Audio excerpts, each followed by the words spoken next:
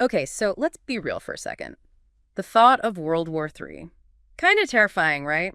That's something that I think has been on a lot of people's minds, especially lately with everything going on. So, in this deep dive, we're going to really examine this question. Could what's happening in the world right now actually lead us down that path? The goal isn't to freak anyone out, but to really look at what could potentially trigger a global conflict. We're going to use historical context and look at what's happening geopolitically right now. One thing that's so important to keep in mind is that world wars don't just happen overnight. There are so many different factors that sort of build up over time. And oftentimes, it's conflicts that seem small at first that escalate in ways that nobody could predict.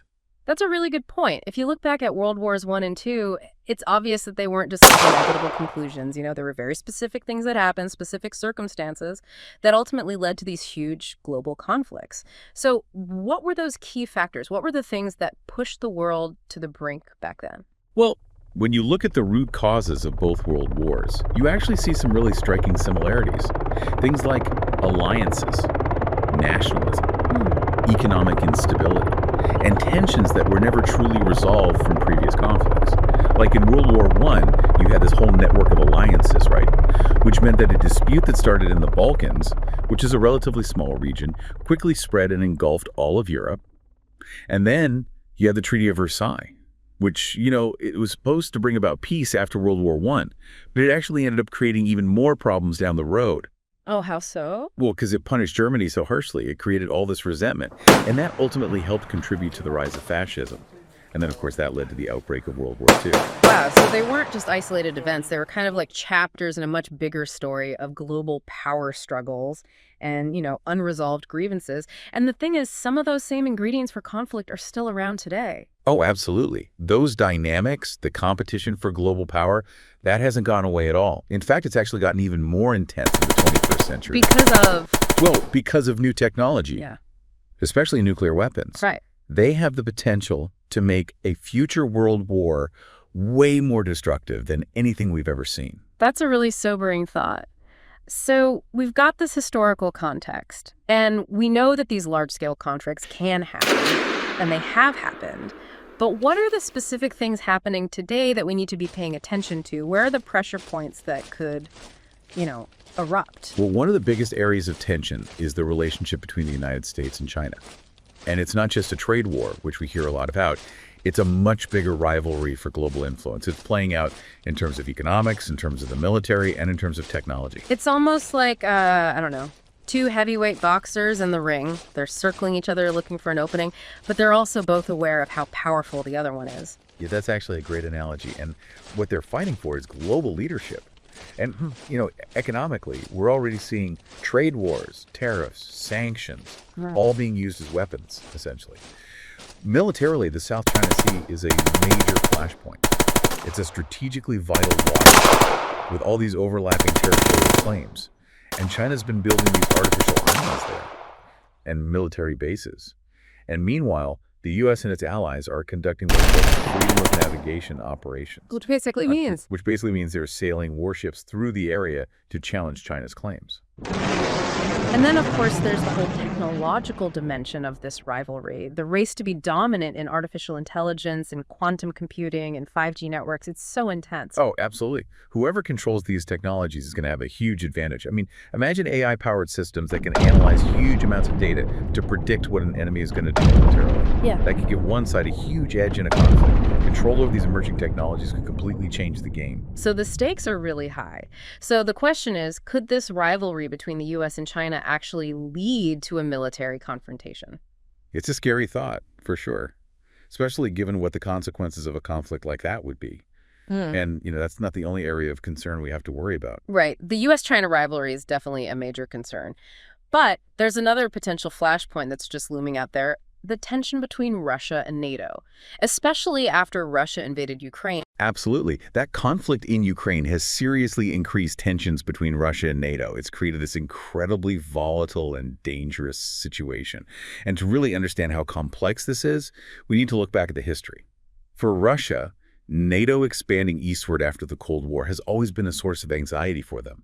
They see it as NATO encroaching on what they consider to be their sphere of influence and as a direct threat to their security. And the conflict in Ukraine, well, Russia sees Ukraine as kind of a buffer state between them and NATO. So this conflict has brought all those Cold War anxieties back to the surface. Russia sees NATO supporting Ukraine as a direct challenge to them, and they've shown that they're willing to use military force to protect what they see as their vital interests. And then you add in the fact that both Russia and NATO have nuclear weapons, and it just takes things to a whole other level of danger. I mean, any little mistake, any miscalculation, it could be catastrophic. You're absolutely right. The conflict in Ukraine is a really stark reminder of how destructive modern warfare can be, especially when you're talking about a world where nuclear weapons still exist. And, the stakes go way beyond just the immediate conflict. Whatever happens in Ukraine is going to have a huge impact on the future of Eastern Europe and on the balance of power between Russia and the West. Yeah, the situation in Ukraine is definitely a huge concern. It really shows how quickly these regional conflicts can escalate and how they can pull in all these global powers. It's a stark reminder that we need to understand not just where the potential flashpoints are, but also the technologies that could make a future world war unlike anything we've ever experienced. It's kind of scary to even think about, honestly. We've talked about historical context. We've talked about some of the key areas of tension in the world right now. But to really get a handle on the scale of what we could be facing, we need to talk about how technology could make things so much worse. How technology could actually amplify the devastation of a conflict. Right. We can't ignore all the advances in military technology that have happened over the past few decades. And we're not just talking about, small improvements to existing weapons. We're talking about technologies that are complete game changers, things that could fundamentally alter what warfare even looks like. It sounds like something out of a sci-fi movie. What are we talking about specifically? Well, take hypersonic missiles, for example. These things travel at speeds over Mach 5, which makes them incredibly difficult to detect and intercept. I mean, imagine the damage these missiles could do to a city, to a military base, or even just a really critical infrastructure. They're so fast and so destructive. They're like a worst-case scenario for defense planners. And then you've got cyber warfare. We've already seen cyber attacks disrupt things like power grids and financial systems. So in a large-scale conflict, these kinds of attacks could essentially paralyze entire countries, right? It would be chaos and disruption on a level we've never seen. Exactly. And we also have to think about the increasing development and use of autonomous weapons. They're sometimes called killer robots. Basically, they're AI-powered systems that can choose targets and attack them without any human intervention. And that raises a whole bunch of ethical and strategic questions about the future of warfare. It's a lot to process. Historical precedents, current geopolitical tensions, these incredibly powerful and rapidly advancing technologies, it all paints a pretty grim picture. But before we totally give in to despair, I have to ask, is anybody actually trying to prevent World War III? Is there any reason for hope here? Of course there is. It's easy to get caught up in all the doom and gloom. It's important to remember that there are people and organizations all over the world that are working really hard to prevent a catastrophe like this. Take the Non-Proliferation Treaty, for example. It's an international agreement that's trying to stop the spread of nuclear weapons and to promote nuclear disarmament. And yeah, the treaty faces challenges, like countries withdrawing from it or concerns about whether countries are actually following the rules. But it's still a really important framework for global cooperation on nuclear arms control. And what about diplomacy? All those back-channel talks, the international summits, all those efforts to keep countries talking to each other, even when things are really tense? Yeah, diplomacy is absolutely essential. We've seen over and over again throughout history that communication and dialogue can help to avert disaster, even in the middle of really intense rivalries and mistrust.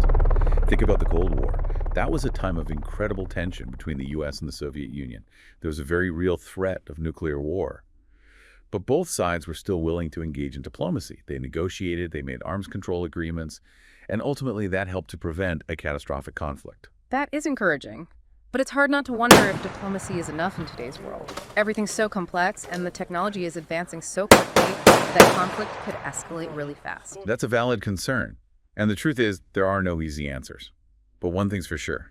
Even if we can't eliminate the risk of conflict entirely, we can take steps to try to reduce that risk. And that all starts with knowledge. Knowledge is power, as they say. And in this case, knowledge could be the key to going from feeling totally helpless to actually feeling like we can do something, like we can take some control over our own preparedness. Exactly.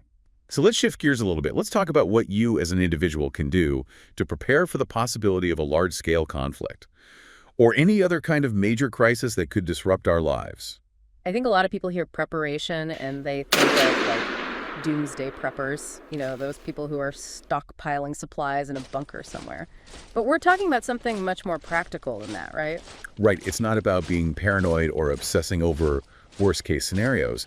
It's about taking sensible steps to make yourself more resilient, Yeah. to improve your ability to deal with a range of potential problems. So where do we start? What are the most important things to think about when it comes to being prepared? One of the most basic things is to have enough emergency supplies on hand. That means food, water, first aid supplies, medications, all that essential stuff. Things that you and your family would need to survive for at least a few weeks without being able to go to the store or access other services.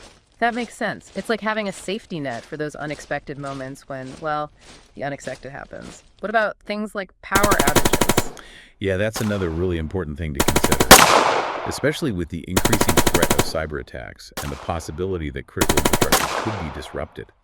Having backup power sources like a portable generator, solar panels, even just extra batteries for important devices, those things can make a huge difference in your ability to cope if the power goes out. And what about our finances? Like in a major crisis, could our access to money and banking services be disrupted? It's definitely possible. That's why it's smart to have some cash on hand and to have a plan for how you would access your money if electronic banking systems went down. That might mean keeping a small emergency fund in a suitcase or having a backup plan for getting money from family or friends. So it sounds like being prepared for a potential crisis isn't just about the physical stuff. It's about thinking about our financial security too. But, in a world that feels like it's getting more and more volatile and uncertain, it's not just about stockpiling supplies and making financial plans, is it? It's also about building our mental and emotional resilience. Yeah, that's a really important point. We can't underestimate the psychological impact that a major crisis could have on people, especially a global crisis. Fear, anxiety, uncertainty, those are all totally natural human responses when we're faced with the threat of conflict or disruption. So how do we prepare for something that feels, honestly, so overwhelming? Like something that's completely beyond our control? Well, the first step is just acknowledging those feelings of fear and anxiety. Mm. Don't try to bottle them up or pretend they're not there. Talk to people you trust, friends, family members, maybe even a therapist. Just sharing your concerns can help you process those feelings in a healthy way. It's like that saying, a problem shared is a problem halved. Exactly. And talking about it can also help you realize that you're not alone in feeling this way. Chances are the people around you are going through the same thing, and feeling that sense of shared experience, that sense of community, can be really powerful, especially in times of crisis. Speaking of community, it seems like having those strong social connections is more important now than ever in a world that often feels really divided and uncertain. Oh, absolutely. When we feel isolated and alone, our fears and anxieties can just spiral out of control. But when we have a supportive network of people around us, friends, family, neighbors, we're much more likely to feel grounded and resilient when we face challenges. It's like having a safety net, knowing that you've got people you can count on, people who will be there for you no matter what happens. And it's not just about getting support from others, is it? It's also about giving support. Helping other people in times of need can be really empowering. Exactly. It takes a focus off of our own worries and lets us connect with something bigger than ourselves. It reminds us that we're all human and that we have the capacity for compassion and cooperation, even when things are really tough. So building strong communities, reaching out for support when we need it, offering support to others, those are all important parts of preparing for a potential crisis. Are there any other things we can do? Any practices or techniques that can help us build resilience? There are a lot of different practices that can help you manage stress and anxiety. Mindfulness meditation, for example, can help you become more aware of your thoughts and feelings without judging them. It's about observing those thoughts and emotions without getting swept away by them. So instead of feeling like we're drowning in our worries, mindfulness gives us the tools to step back and just observe them. Like from a calmer, more detached perspective, it's almost like creating a little breathing room between ourselves and our thoughts. Exactly. And that space, that ability to see our thoughts and feelings without getting totally carried away by them, that can make a huge difference in how we react to difficult situations. What about all the information that's constantly coming at us? Especially during a crisis, we're bombarded with news, opinions, all these different perspectives. It can be so overwhelming. How do we deal with all that information without feeling completely paralyzed by anxiety? That's a great question. It's so important to be really careful about where we get our information from. Stick to reputable news organizations and be wary of those sensationalist media outlets. The ones that care more about getting clicks and views than they do about being accurate and fair. Don't believe everything you read online. We need to be critical thinkers. We need to question the information we're given and try to look at things from different angles. It's also important to set boundaries with news, especially when it's making us feel anxious or stressed. It's okay to take a break, to disconnect from the constant flow of information, and to focus on things that bring us joy and peace. Absolutely. We need to remember that knowledge is power, but it's also important to balance that knowledge with hope and with a belief that we can be resilient, that we can get through tough times. It's so easy to feel powerless when we see all these global events happening that we have absolutely no control over. But the truth is, we all have the power to make a difference, even if it's just in small ways. Whether it's supporting organizations that are working for peace, or talking to people who have different views than we do, or even just spreading kindness and compassion in our own communities, every little act of peace helps to create a more peaceful world. As we wrap up this deep dive into the possibility of World War III, I think the most important thing to remember is that the future isn't set in stone. We have the power to shape it, to choose hope over fear, and to work together to create a world where peace is possible. Thank you so much for joining us on this deep dive. We hope you found it informative and that it gave you some things to think about. The world can be a pretty scary place sometimes. But remember, we have agency, we have a voice, and we have the ability to make choices that can help create a more peaceful and secure future for everyone. And those choices start with staying informed, staying engaged, and staying connected to the things that really matter. Our communities, our values, and our shared humanity. We encourage you to keep exploring these topics, to have those tough conversations with people you trust, and to never lose sight of the power of hope and the possibility of positive change. Until next time, stay curious, stay engaged, and stay hopeful.